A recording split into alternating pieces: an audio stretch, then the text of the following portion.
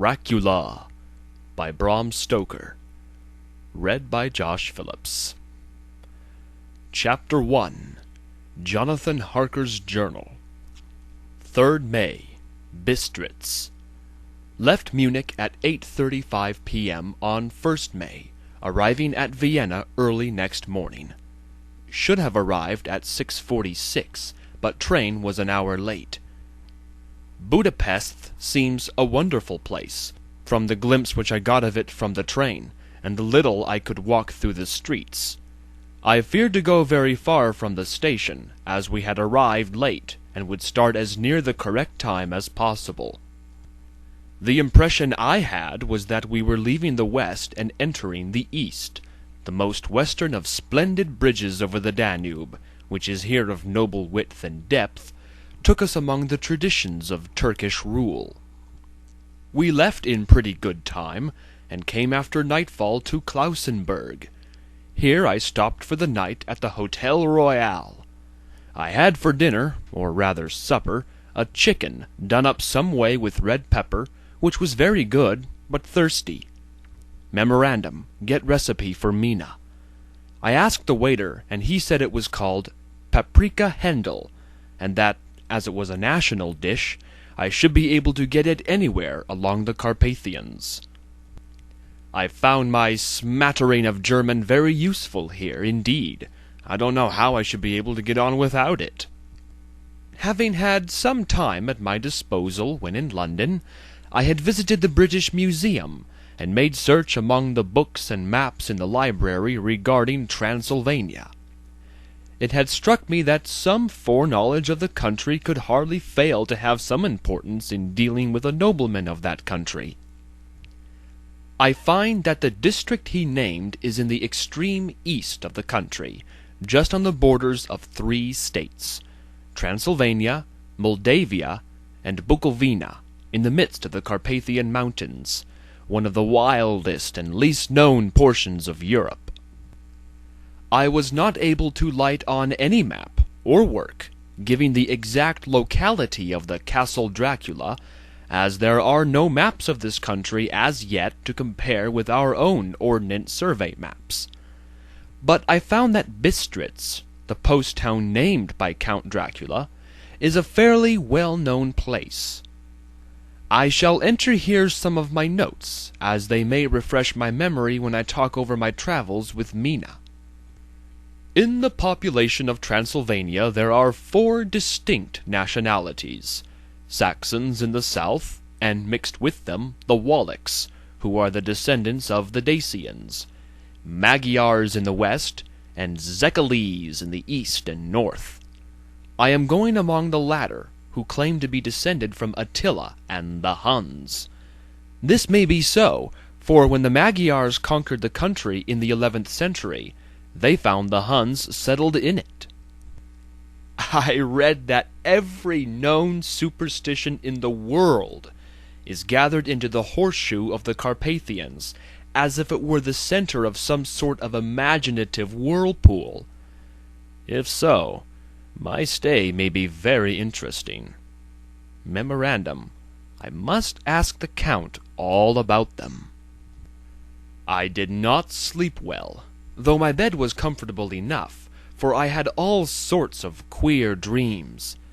There was a dog howling all night under my window, which may have had something to do with it. Or it may have been the paprika, for I had to drink up all the water in my carafe, and was still thirsty. Towards morning I slept and was wakened by the continuous knocking at my door, so I guess I must have been sleeping soundly then. I had for breakfast more paprika, and a sort of porridge of maize flour, which they said was mamaliga, an eggplant stuffed with forcemeat, a very excellent dish, which they call impletata. Memorandum, get recipe for this also. I had to hurry breakfast, for the train started a little before 8, or rather it ought to have done so, for after rushing to the station at 7:30, I had to sit in the carriage for more than an hour before we began to move. It seems to me that the further east you go, the more unpunctual are the trains. What ought they to be in China? All day long we seemed to dawdle through a country, which was full of beauty of every kind. Sometimes we saw little towns or castles on the top of steep hills, such as we see in old missals. Sometimes we ran by rivers and streams, which seemed from the wide stony margin on each side of them to be subject to great floods. It takes a lot of water, and running strong, to sweep the outside edge of a river clear. At every station there were groups of people, sometimes crowds, and in all sorts of attire. Some of them were just like the peasants at home, or those I saw coming through France and Germany, with short jackets and round hats and homemade trousers. But others were very picturesque. The women looked pretty, except when you got near them, but they were very clumsy about the waist. They had all full white sleeves of some kind or other, and most of them had big belts with a lot of strips of something fluttering from them like the dresses in a ballet. But of course there were petticoats under them. The strangest figures we saw were the Slavics, who were more barbarian than the rest, with their big cowboy hats, great baggy dirt-white trousers, white linen shirts, and enormous heavy leather belts, nearly a foot wide, all studded over with brass nails. They wore high boots with their trousers tucked into them, and had long black hair and heavy black mustaches. They are very picturesque, but do not look prepossessing. On the stage they would be set down at once as some old Oriental band of brigands. They are, however, I am told, very harmless, and rather wanting in natural self-assertion. It was on the dark side of twilight when we got to Bistritz, which is a very interesting old place. Being practically on the frontier, for the Borgo Pass leads from it into Bukovina, it has had a very stormy existence, and it certainly shows marks of it. 50 years ago a series of great fires took place, which made terrible havoc on 5 separate occasions. At the very beginning of the 17th century it underwent a siege of 3 weeks, and lost 13,000 people, the casualties of war proper being assisted by famine and disease. Count Dracula had directed me to go to the Golden Crone Hotel, which I found, to my great delight, to be thoroughly old-fashioned, for of course I wanted to see all I could of the ways of the country. I was evidently expected, for when I got near the door I faced a cheery-looking elderly woman in the usual peasant dress, white undergarment with a long double apron, front and back, of colored stuff, fitting almost too tight for modesty.